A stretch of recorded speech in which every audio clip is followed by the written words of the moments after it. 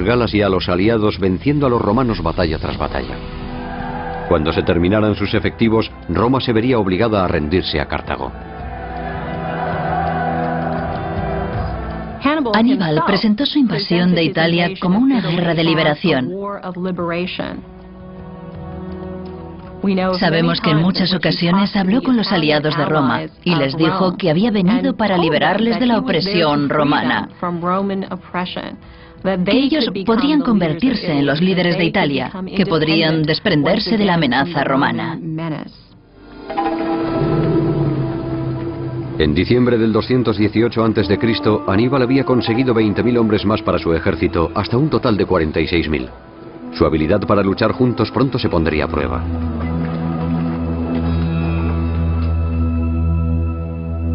Cuando el general romano Escipión supo que Aníbal había cruzado los Alpes y que había empezado a asediar ciudades italianas, se asombró, pero no le dejó impresionado. Quiero averiguar si durante estos últimos 20 años la tierra ha dado a luz una nueva raza de cartagineses, o si siguen siendo los mismos por los que pedíais rescate en Erix a 18 denarios por cabeza. Quiero saber si este hombre, Aníbal, puede demostrar su afirmación de ser rival de Hércules, o si fue nombrado por su padre recaudador de impuestos o incluso esclavo de la gente de Roma. Con esas palabras, Escipión se dirigió a la batalla dispuesto a enseñarle una lección al joven general cartaginés. El primer encuentro entre los ejércitos de Roma y Cartago tuvo lugar en la batalla de Ticinio. En la víspera de la batalla, Aníbal arengó a sus tropas. No hay ni uno solo de vosotros que no me haya visto asestar un golpe en medio de la batalla. He sido testigo de vuestro valor en combate. Conozco vuestros actos de bravura con el corazón. Fui vuestro alumno antes de ser vuestro comandante. Debéis ser valientes. Para vosotros no hay camino intermedio entre la victoria y la muerte. Si la fortuna duda en favoreceros, encontrad la muerte en combate en vez de en vuelo. Dios le ha enseñado al hombre el mejor camino hacia la victoria, el desprecio a la muerte. Cuando todavía resonaban las palabras de Aníbal en sus oídos, la caballería cartaginesa corrió al encuentro de los romanos.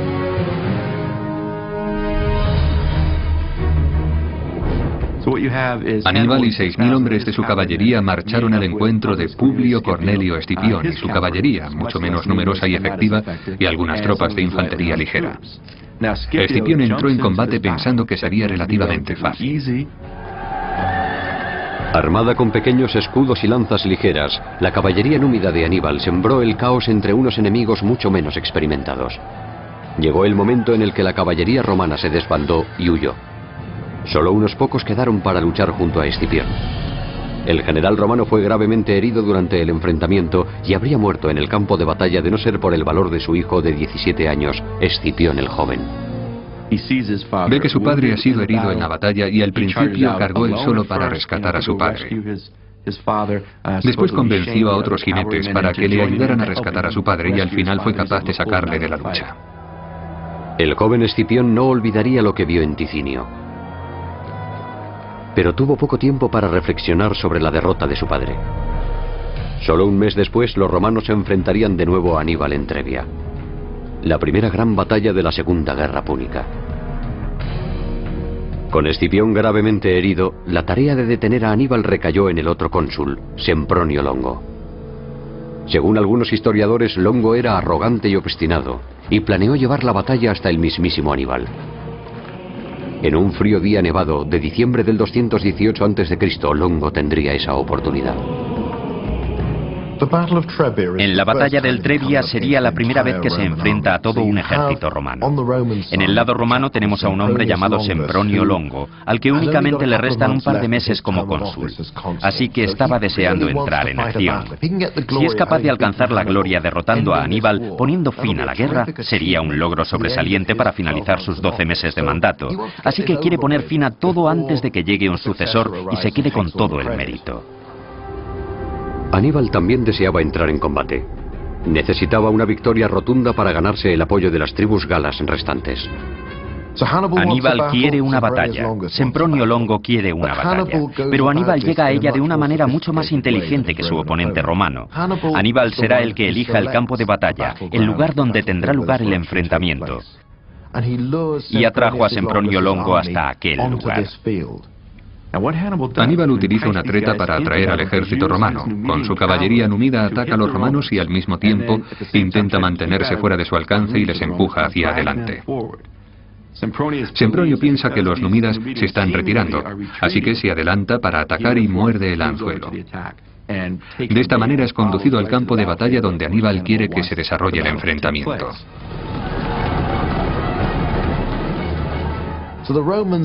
Los romanos entraban a la carrera en la batalla.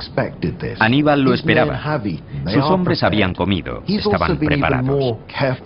Había sido muy cuidadoso, y la noche anterior, conociendo el terreno al que quería atraer a Longo y a su ejército, Aníbal seleccionó a 2000 de sus mejores hombres bajo el mando de su hermano pequeño, Mago. Los escondió en una cuneta que quedaría detrás del frente romano una vez que los romanos se quedaran donde Aníbal había pensado.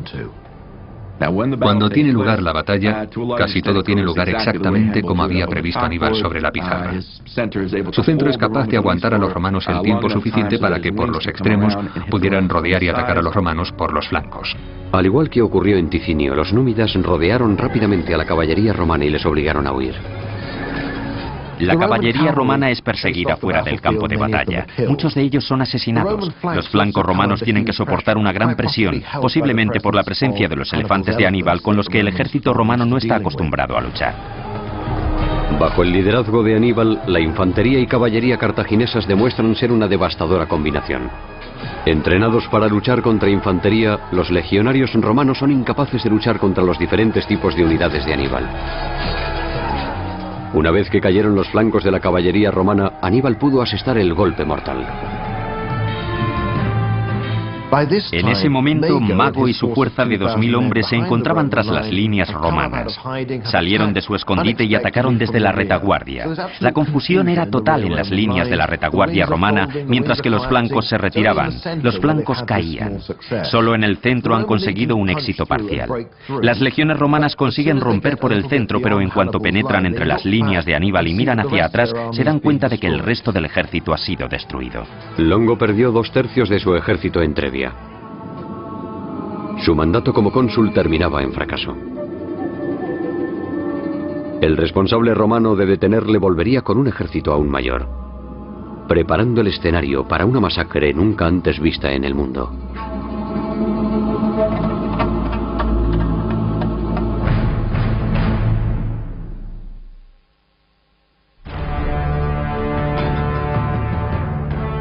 Tras sus victorias en Ticinio y Trebia, en el 218 a.C., Aníbal y su ejército dejaban el valle del Po y marchaban hacia el sur a la región de Etruria.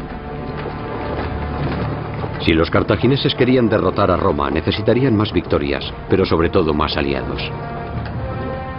Hasta ahora todo había salido bastante bien. Había ganado las 2 batallas al norte de Italia. Había conseguido la simpatía de muchas tribus galas que se unieron a su ejército. Era importante, pero de momento no había sufrido deserciones al sur de los montes Apeninos. El camino demostró ser difícil. Las tropas de Aníbal tardaron 3 días en vadear el río Arno, y todos menos un elefante murieron en el intento. El propio Aníbal contrajo una infección y perdió la visión en un ojo. A pesar de las dificultades, los cartagineses llegaron a Etruria en la primavera del 217 a.C.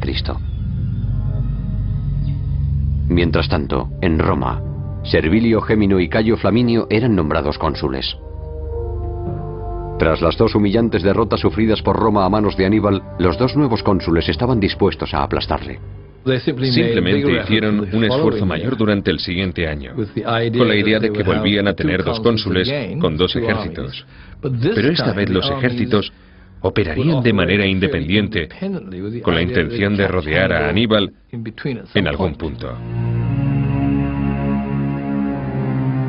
Los exploradores de Aníbal descubrieron al ejército de Flaminio acampado cerca de Arretio. Los exploradores tuvieron una gran importancia en la Segunda Guerra Púnica, especialmente al principio. Solo Aníbal parece tener una fuerza efectiva de espías. Lo que ocurrió fue que Aníbal consiguió esquivar a Cayo Flaminio. Después de que Aníbal pasara de largo, Cayo Flaminio supo que estaba tras su pista, aunque no tenía una idea muy clara de dónde se encontraba. No hace falta ir a West Point para saber que es muy útil saber dónde se encuentra tu enemigo en todo momento. Esto le concedió a Aníbal una enorme ventaja. Ahora que Flaminio le persigue, el plan de Aníbal vuelve a funcionar a la perfección. De nuevo atraería a los romanos a un campo de batalla de su elección, las orillas del lago Trasimeno. Aníbal decide que será aquí donde le tienda la trampa a Flaminio. Los cartagineses acamparon en el extremo noreste del lago. Sin que se dieran cuenta los romanos, en un momento de la noche, Aníbal envió en secreto a la mayor parte de sus fuerzas a las montañas de la orilla norte del lago. Al llegar la mañana, las montañas están cubiertas por la niebla y las tropas romanas se acercan al lago. Lo único que pueden ver es una tropa de cartagineses en el extremo opuesto del lago. Los romanos pensaron que los cartagineses intentaban huir de ellos. Así que los romanos apretaron el paso y comenzaron a perseguirles. Eso era exactamente lo que quería Aníbal. Que los romanos pensaran que las tropas que estaban al otro lado del lago eran en realidad la retaguardia de un ejército cartaginés batiéndose en retirada, pero no era así. Solo era una pequeña parte del ejército, mientras que el grueso de las fuerzas se ocultaba en las montañas cercanas al lago.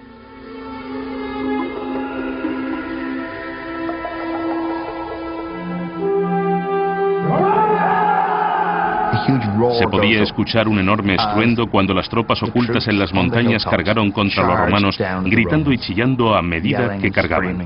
Los romanos no se dieron cuenta de quién les atacaba. Los enemigos aparecían de la nada. Es la mayor emboscada de la historia antigua. Muchos romanos no tienen sus armas a mano y los que las tienen no están preparados para luchar. No estaban dispuestos en ninguna formación de combate y tampoco pueden ver con claridad. Los cartagineses tienen ventaja, corren cuesta abajo y saben a dónde dirigirse. Todo aquello que esté frente a ellos posiblemente sea un enemigo. Los romanos no pueden decir lo mismo. A medida que van cayendo escuchan los gritos de multitud de bárbaros en docenas de lenguas, mientras caen sobre ellos jabalinas y piedras y les atacan con espadas y lanzas por todas partes. Los romanos están aterrorizados. Son empujados hacia el lago y muchos piensan que es más seguro meterse en él que presentar batalla. Graso error. Llevan cotas de malla.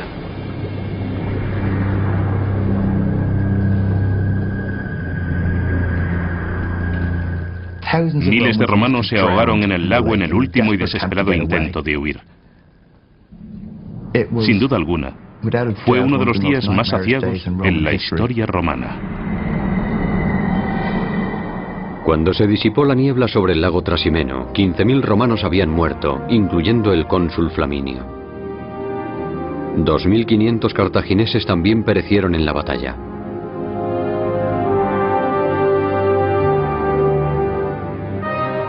Enormes piras funerarias ardieron durante toda la noche.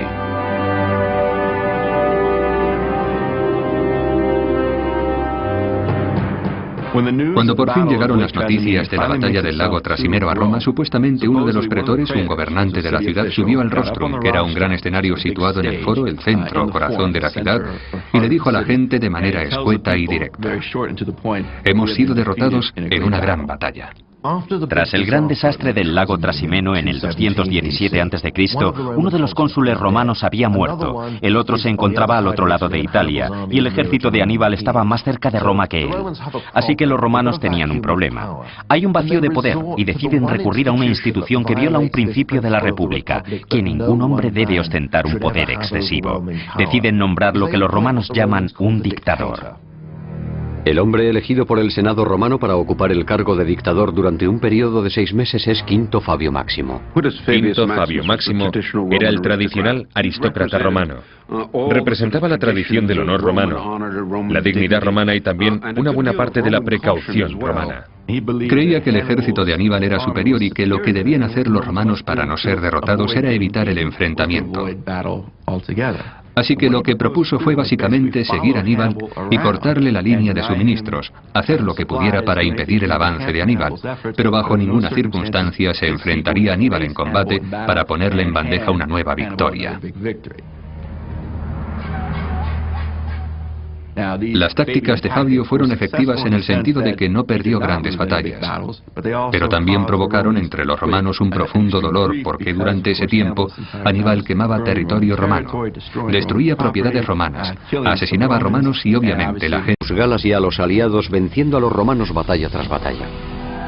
Cuando se terminaran sus efectivos, Roma se vería obligada a rendirse a Cartago. Aníbal presentó su invasión de Italia como una guerra de liberación. Sabemos que en muchas ocasiones... Su ejército hasta un total de 46.000. Su habilidad para luchar juntos pronto se pondría a prueba.